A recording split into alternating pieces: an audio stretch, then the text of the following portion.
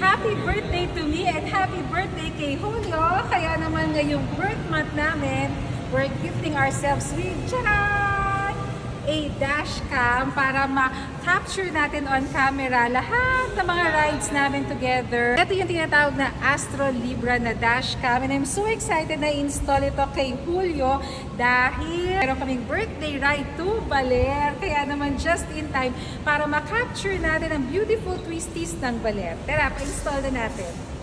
And open lang natin. Ito yung box. Any gadgets talaga nakakatuwa. Ayan. So, papa-explain natin to kay Sir Nick. Yung Astro Libra po is 5-inch touchscreen. 5-inch touchscreen. Yan, so tingnan nyo, ang laki oh. Meron siyang lens na camera 1080p. Tapos ang angle niya is 150 degree. Capable siya up to 256 memory. 256 Tapos memory. meron na rin siyang front and rear camera. So yung cellphone, pwede mong i-connect na rin dito. Capable din siya sa Android Auto, Apple CarPlay. So yung nasa cellphone mo, nandito na rin. Hindi mo na kailangan maglabas ng cellphone para mag-map. At the same time, meron din siyang music. Yung mga contacts mo, pwede mo rin mag-view dito at matawagan. Makakasagot na rin kayo ng tawag dito sa Astro Libra na to. Sir, ano po kagandahan na nilalagyan po natin ng camera? Yung ating, kasi po di ba meron ngayon yung mga Insta360, pero ano pong advantage po ng ganitong klase po ng camera na naka-install po sa ating motorcycle? Ito kasi hindi mo na siya kailangan tanggal kabit. Kumbaga naka-permanent na yung mounting niya. At the same time, naglo-loop recording na siya. So pag may incident na gusto mong makita agad-agad, may da-download mo na siya sa cellphone mo. Tapos, ang kagandahan nito, since nga na loop recording siya, meron din siyang G-sensor. So kapag may incidente ng collision, isi-save niya na kagad yun. Hindi na siya mabubura. Hindi na siya mapapatungan ng ibang video pa. So yun ang kagandahan nito. So protection din po pala ni rider yan. Parang CCTV na rin to sa sasakyan natin. Parang ganun siya. Oh, nakakatuwa naman. And ang taas ng memory ha, 256. Opo, maximum 256 po siya. At ang kagandahan pa nito, meron na siyang tire pressure monitoring system. So, mamonitor mo yung pressure ng gulong mo, kung malambot ba. So, dagdag safety rin siya. Yun ang okay. ganda. Ang laki pa sir ng screen. No? 5 inches po siya. 5 inches. Actually, ganito siya ma'am, pagka naikabit nyo na. Ganyan siya. Oh, so ito siya. Oh, diba? So, kagaya ni sir, meron siyang Insta. Ako rin. Meron na rin Astro Libra. Oh, yun, mali-record niya yung tire pressure. Wait, galing ah. Yan yung front camera, ito yung rear camera. Once na lumabas na to, nagre-record na yan. Pag gagumanyan po, kumabit na yan sa cellphone. Ayan, nag-play na yung music. So ito, yung music connected sa intercom nyo. At the same time, meron siyang app. Ito po yung app niya. Pwede ka na rin dito mag-playback. Wow. Tapos yan. Ito po yung nangyayari ngayon? Opo. Yan po siya. Tapos yung waist nyo, dito na rin. Punta na kayo sa home. Yan. Okay, so sa kagaya ko hindi nag-waze, ngayon makakapag-waze na ako. Kasi meron na rin siyang Waze or map option. Galing! Google Map. Tapos pwede siyang split screen, pwede siyang music. Okay, so excited na akong i-install. And sir, gano'ng kabilis ang installation po ng ganitong camera? Mga 2 hours po. 2 hours lang, 2 installed hours. na siya. Okay, so let's do it. Yan, so simple lang ilagay, madali lang kasi wrench lang yung ginagamit nila. Dito naman ilalagay yung mismong screen.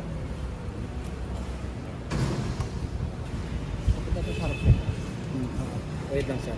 Forma muna natin yung screen. Yan.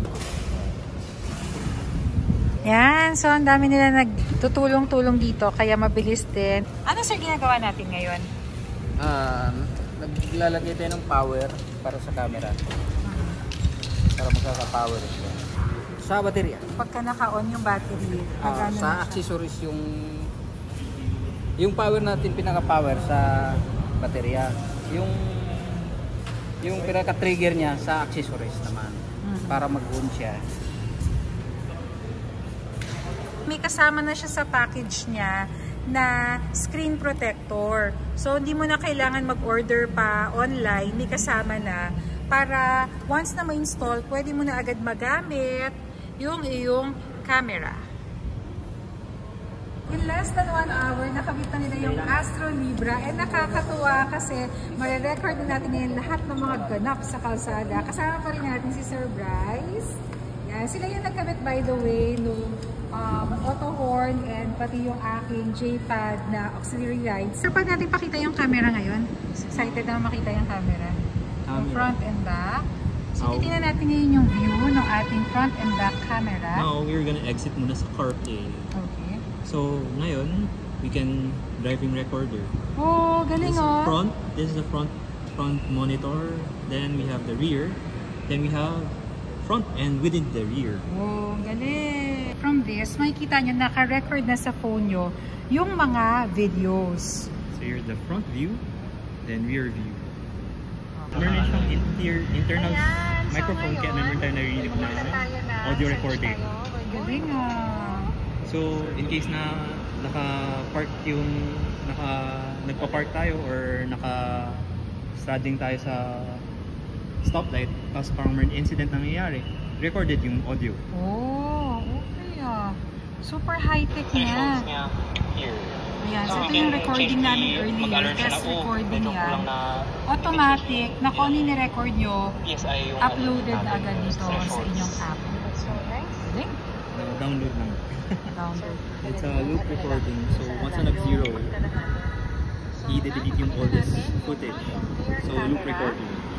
I-on nyo lang si Siri and magsisync na yung CarPlay dito sa ating Astro Libra. Galing!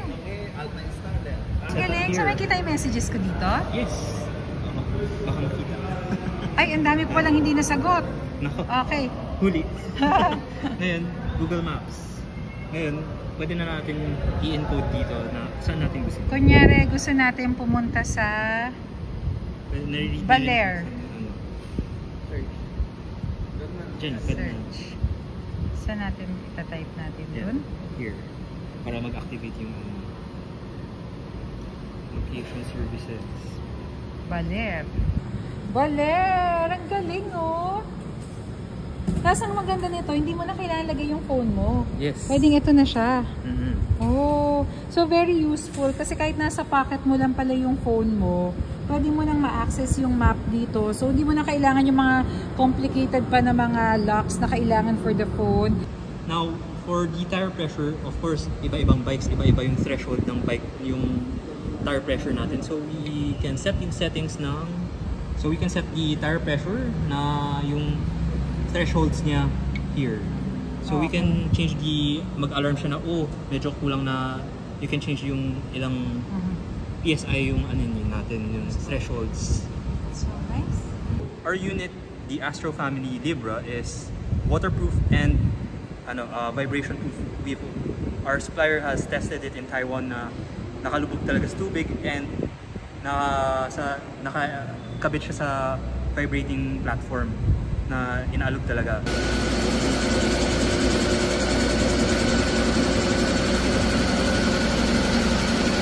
However, na ganun maganda nga features, we do not recommend na tutukan ng pressure wash. Because kung naka-pressure wash, hanapin talaga ng tubig yung mga electronic components sa loob. So whenever we have our bikes wash, balutan muna natin ng plastic para safe yung unit natin. Yung SRP with the memory card na 128GB, yung total package is 24,000 with the installation na rin included. Of course, just message our dealer, Autolite Express Corporation. Their showroom is located here in Quezon City.